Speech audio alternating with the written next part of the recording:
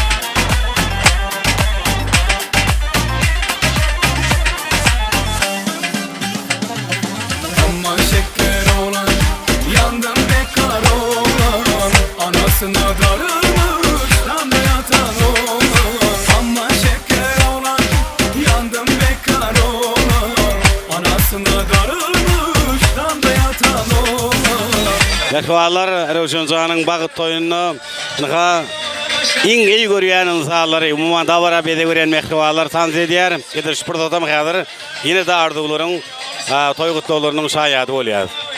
Kılaatlasın bağıtlı ol, bağıtlı yaşa. Ömürlük devran sırıdaysan. Kılaatlasın Rövşen bağıtlı ol. Rövşen de bağıtlı ol. Koşulun koşar Allah'can.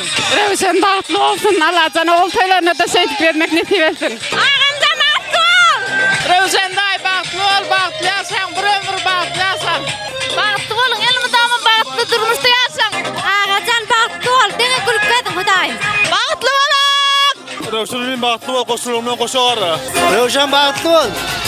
Çırık sağlarından devam ediyor. Berek Rövşen sağ bağıtlı olsun.